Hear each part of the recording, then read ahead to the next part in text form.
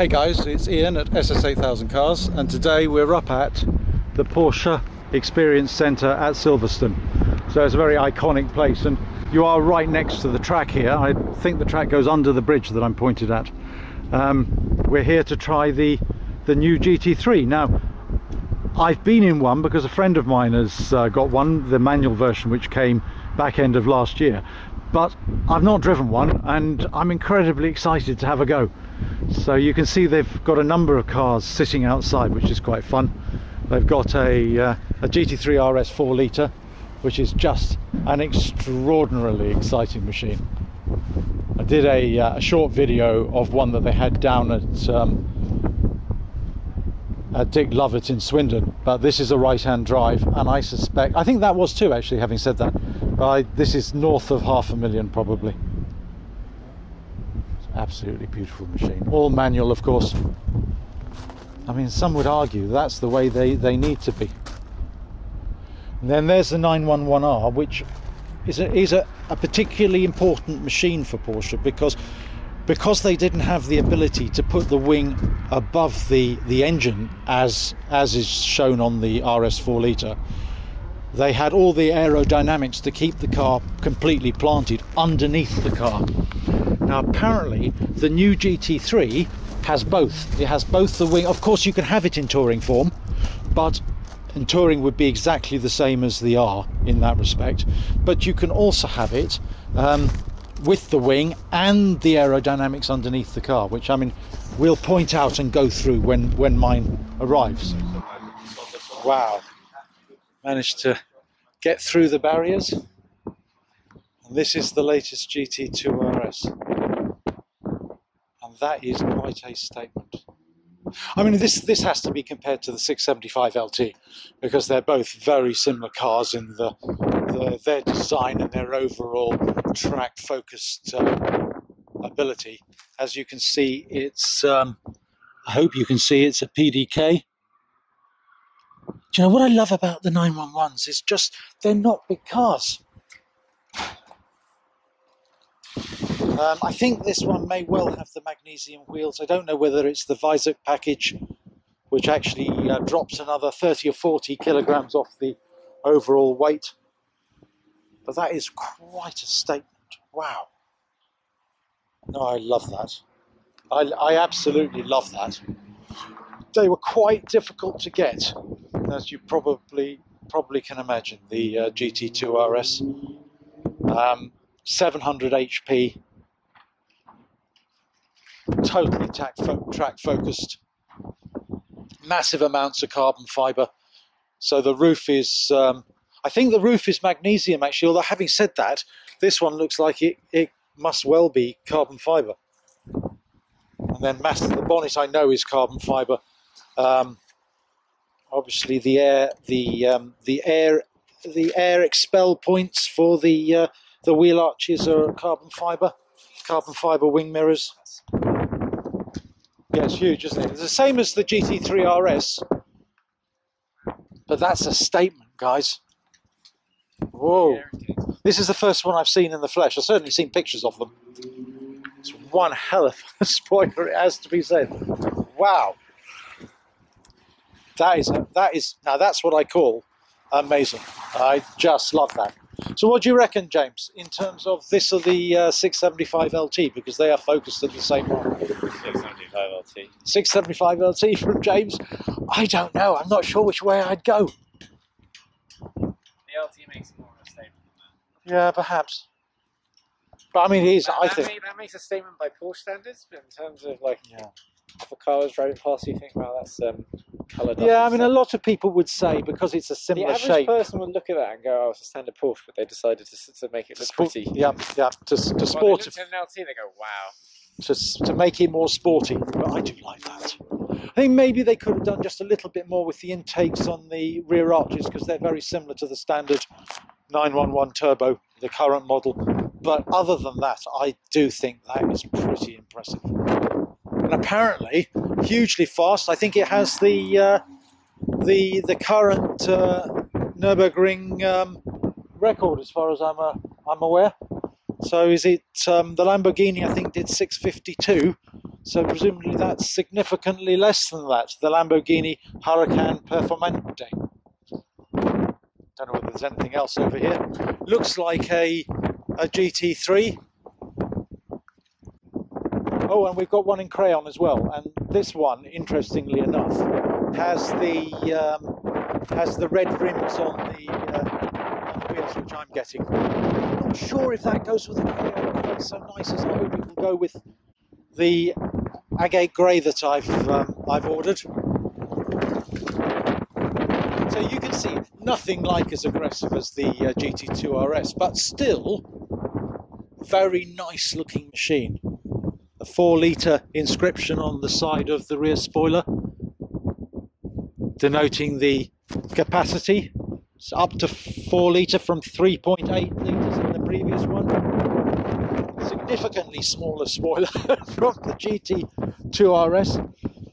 And this is a manual with the full fixed bucket seats. But no roll bar, interestingly enough. That is interesting. No roll bar in the back. I'm very surprised at that, actually.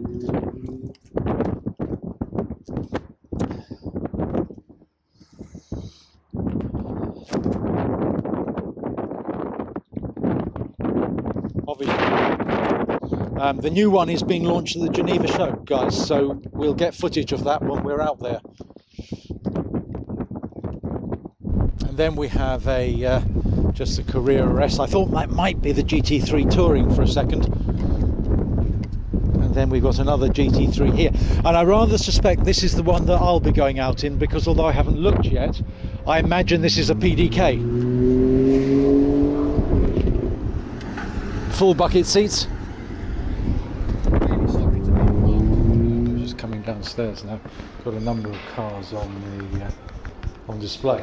Now, here we have the Sport Turismo.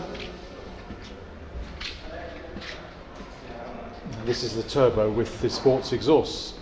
Now, one of the things that I really do like about the Sport Turismo is the fact that it's a good looking car, and it looks like a really fastback estate, doesn't it? It's almost like the shooting brake type machine. Very important to get the sports exhaust, because that way you get the round pipes. Otherwise they're the squared off pipes, which I'll see if I can find an example of later. Much nicer in my opinion, looking at the Sport Turismo with the round pipes at the rear. So this car produces 550 HP, and it's well stocked. It's in the crayon colour, and it's got the sports design pack, as you can see from the painted side sills, skirts. It's well kitted in the inside. Black leather, which I've got to be honest with you, I'm not that keen on black leather myself. But would you rather have this or an RS6? I've gone off the RS6. Really? Okay. Yeah, big time. I think that the RS6 was good in its day, but I think, you know, I'd much rather have a Porsche. What about you? What would you rather have? Money, I think. It's a lot less money. Yeah, that's what I meant. And it has a lot. I mean, the RS6 is not a slowbie. In fact, it produces over 600 brake horsepower, I think, with the performance pack, whereas this is 550. But then, of course, James, you can get this with the e-hybrid, and that's 680 HP. So, of course, a lot more expensive. It is a very expensive car, yeah, no question.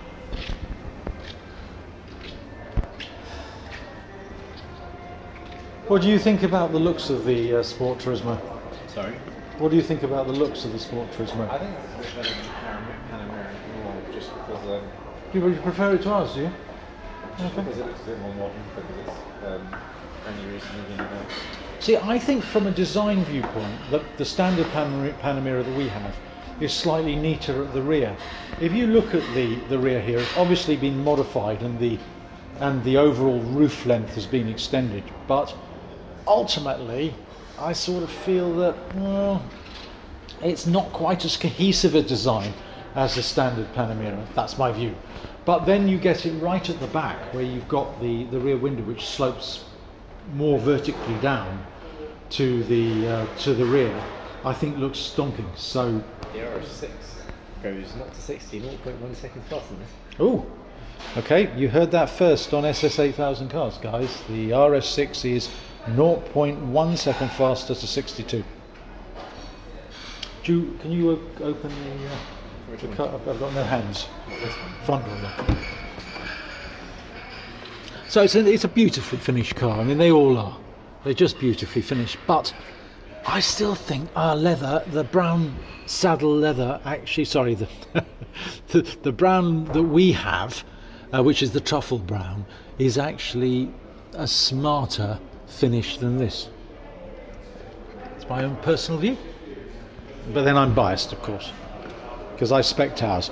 But the one thing that I do like is I really do like the crayon. I think the crayon really makes a statement. It's really smart, especially with the sports design pack.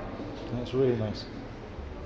Then we have the 718 Boxster here, which is supposed to be an incredible machine from a handling perspective. Really, I don't think there's very much out there on the market. Has had a lot of stick for the four-cylinder engines and the noise that the four-cylinder makes, but you can't argue with the punch, because the 718 is quite a bit more powerful than the six-cylinder engines that it replaces. It's an iconic Porsche. Wow, look at that. Now there's an exhaust.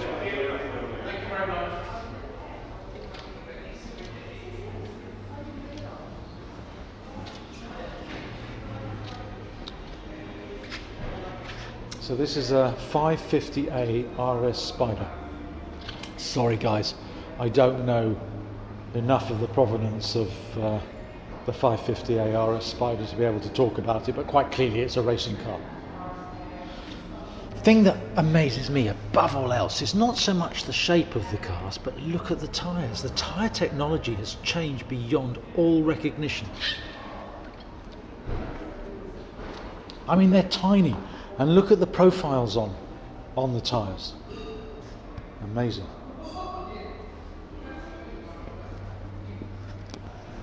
Then we move on to the GTS 911 Carrera.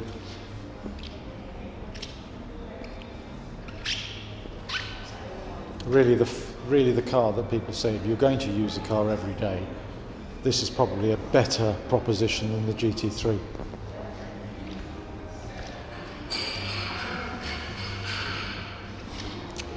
Do you know, one of the things I don't like, just about the way that Porsche put the lettering on the back of the car, it's a hell of a mouthful, isn't it? 911 Carrera Ford GTS. If that was me, I'd either just have 911 or I'd just have GTS on the back. Everybody knows it's a Carrera.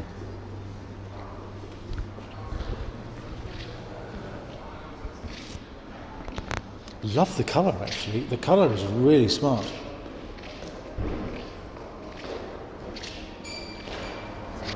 Very cool. Alright, very nice. Thought you'd be interested, guys. Ian from SS8000 Cars signing off.